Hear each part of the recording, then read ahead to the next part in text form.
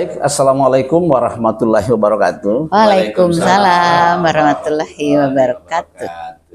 Gimana kabar para profesor tercinta kami?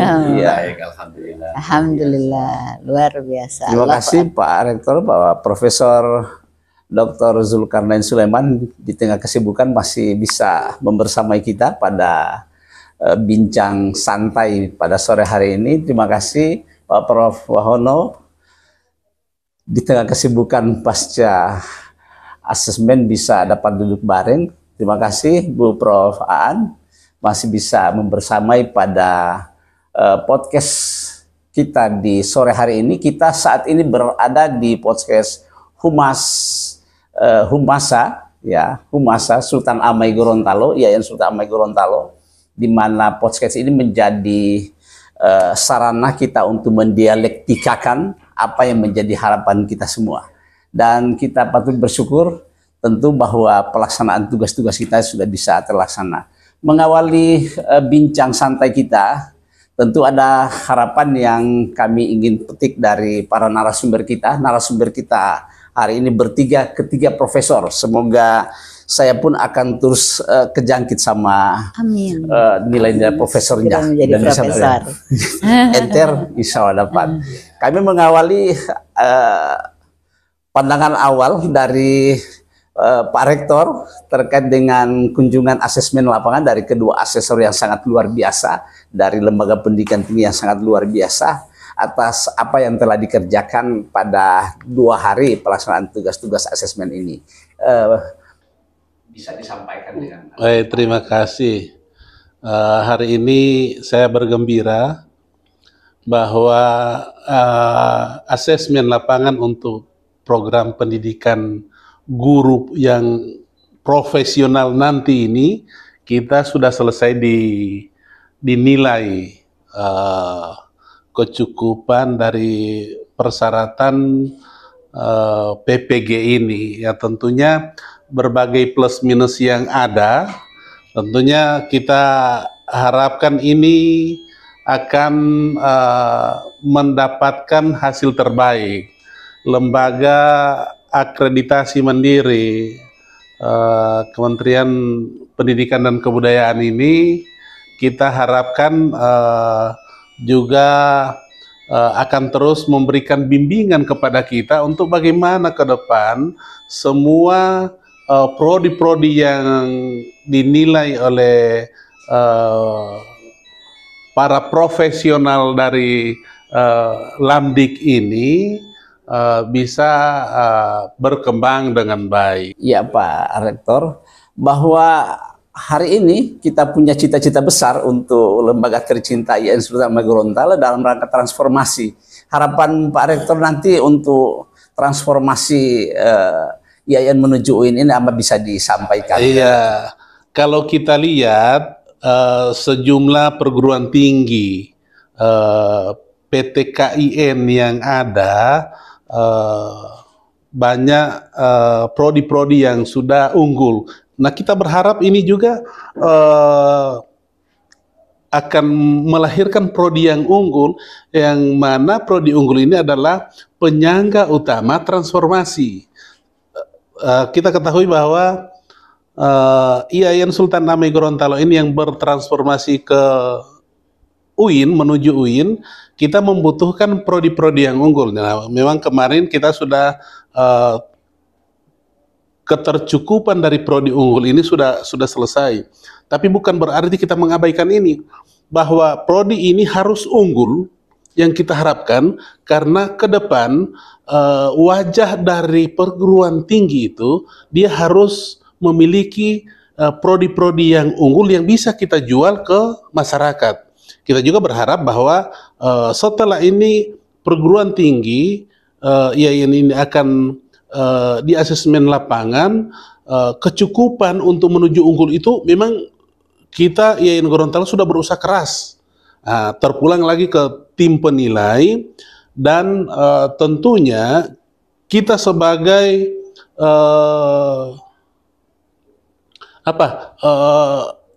orang-orang IAIN ini harus juga bekerja keras. Tidak serta-merta kita serahkan ke orang luar untuk memperbaiki kita, tapi diri kita yang kita perbaiki, kemudian kita serahkan. Kita sudah memperbaiki, silakan Bapak Ibu nilai. Gimana kita mau meminta yang terbaik ketika kita belum memperbaiki diri kita? Saya kira itu. Ya, tadi memang kita sudah dengarkan apa yang disampaikan Pak Rektor, harapan besar terhadap pengembangan kelembagaan ini, dan momentumnya pada saat kita hari ini menerima tim asesmen lapangan dalam pengembangan kelembagaan, salah satunya pada prodi kita. Ke depan ada APT pun yang akan kita lalui, dan karena itu tentu banyak hal yang cukup luar biasa yang bisa disampaikan oleh kedua asesor, mengawali dari Prof. Wahono bisa menyampaikan harapan besar kami terkait dengan pengembangan kelembagaan Yayan Sultan Amai Gorontalo. Terima kasih Pak Dekan, ini luar biasa, dan mohon izin Pak Rektor, seperti yang sudah saya sampaikan di pembukaan, kami itu pihak eksternal, jadi kami ditugasi dan memang diharuskan memposisikan sebagai pihak ketiga, pihak eksternal, agar semuanya objektif. Tentu saja kami tercelup cukup dalam, bergaul dengan pimpinan dan juga segenap sivitas akademika, mengamati proses dengan mahasiswa, juga mengamati proses pembelajaran, wawancara, dan lain-lain. Tapi itu semua tetap kami berpegang bahwa kami pihak eksternal untuk penjaminan mutu eksternal. Kami diikat dengan instrumen akreditasi yang memang sudah dikembangkan oleh lembaga akreditasi mandiri yang menugasi kami. Maka yang bisa kami lakukan tentu saja menggali data sedalam-dalamnya sehingga kami bisa menemukan data yang otentik, yang objektif sedalam-dalamnya, sehingga seandainya kami memotret, pada akhirnya potret yang dihasilkan itu potret yang sesungguhnya dari prodi, dalam konteks ini prodi PPG.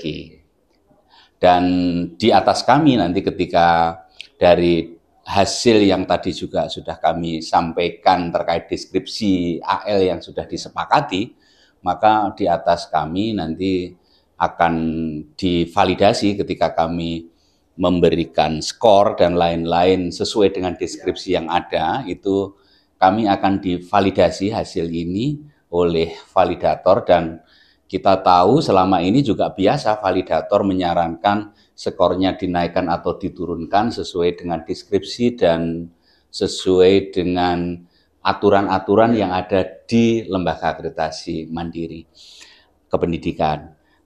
Dan selanjutnya terakhir nanti yang pengambil kata putus adalah rapat majelis akreditasi.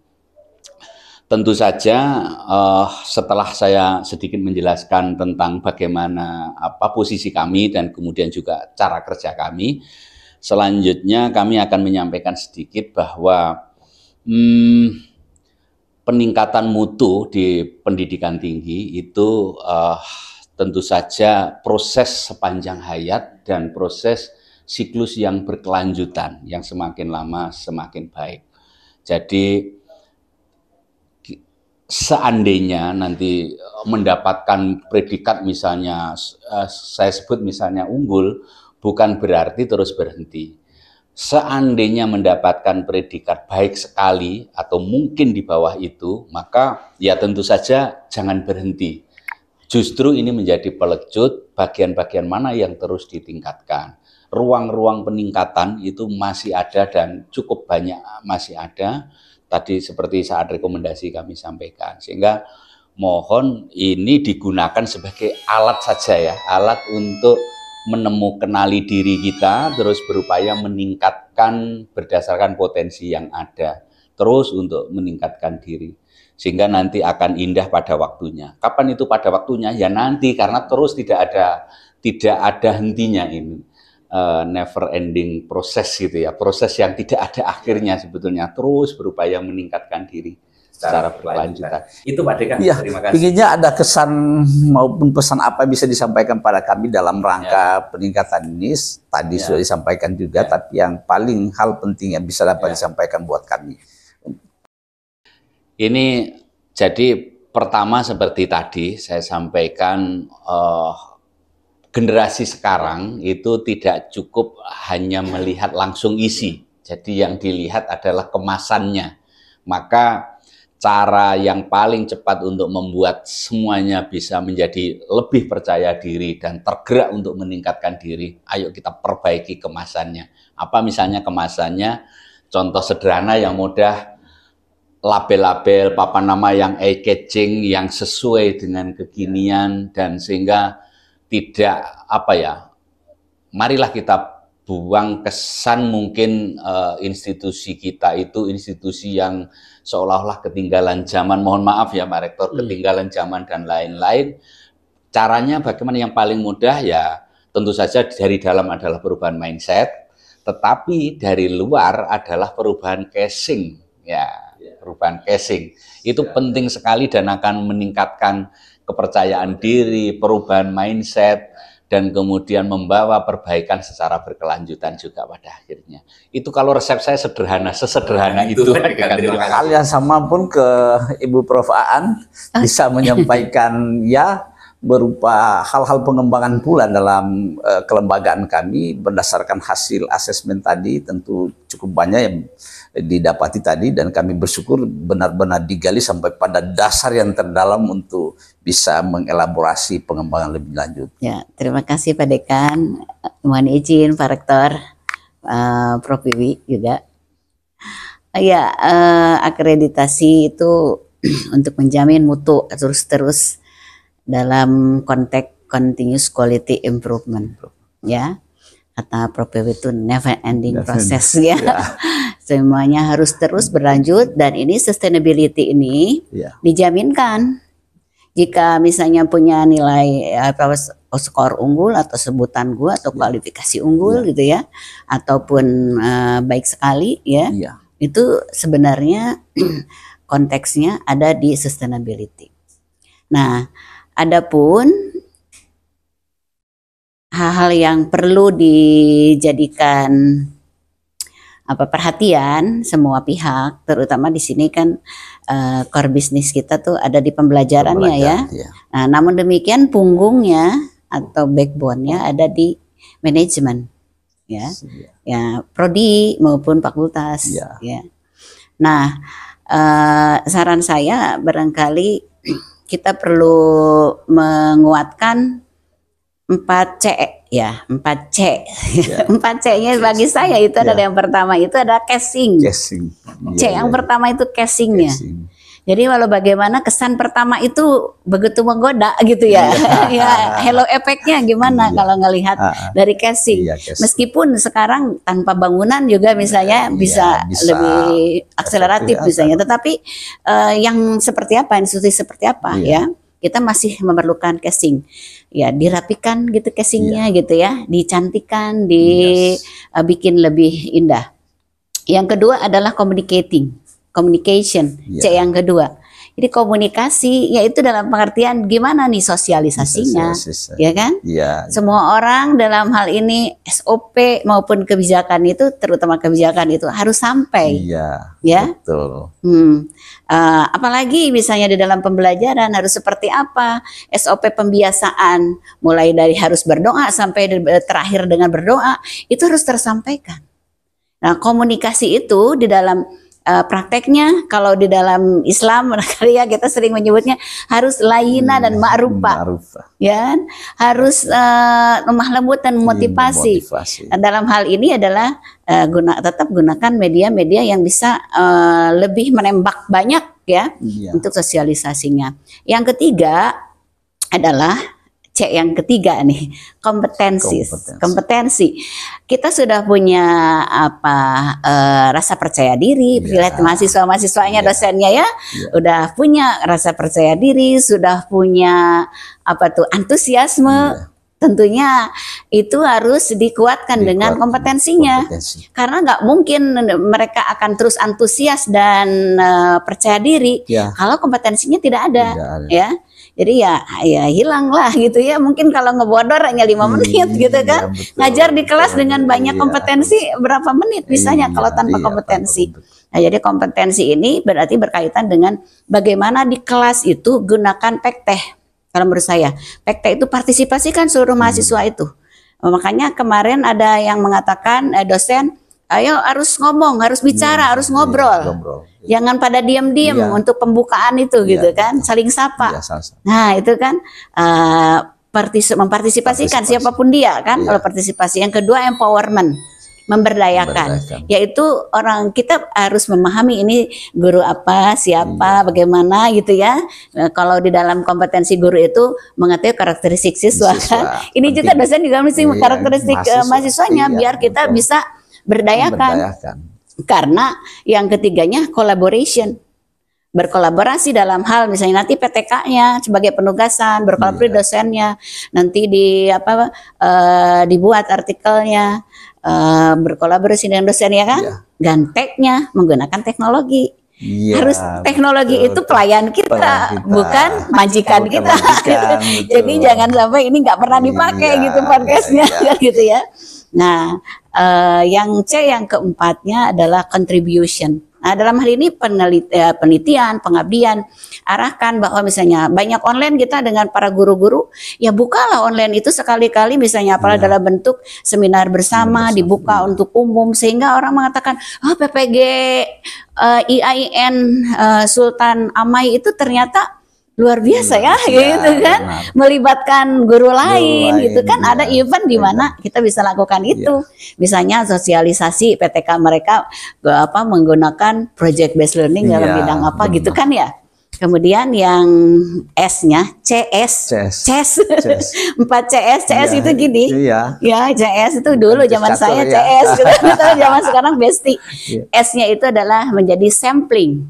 Jadi PPG kita akan menjadi rujukan gitu, kan menjadi sampling, dan unggul itu ya dengan sendirinya itu namanya jadi hadiah gitu, atau bonus dari apa yang sudah kita lakukan. Barangkali itu. Ya baik, cukup luar biasa bincang singkat kita para humasa sekalian. Kita di sore hari ini disuguhkan dengan bincang singkat tapi cukup berbobot dan banyak pengalaman yang bisa kita dapatkan dari kedua narasumber kita. Terima kasih Pak Rektor sudah membersamai kedua narasumber. Terima kasih Prof. Wiwi, Prof. Aan yang sungguh luar biasa bisa menularkan hal-hal positif dalam pengembangan kelembagaan kita. Demikian bincang singkat kita di sore hari ini pada podcast Humasa Sultan Amai Gorontalo sebagai podcast tercinta kita dalam rangka publikasi kelembagaan kita. Demikian kita akhiri, billahi taufiq wal hidayah. Wassalamualaikum warahmatullahi wabarakatuh. Waalaikumsalam warahmatullahi wabarakatuh.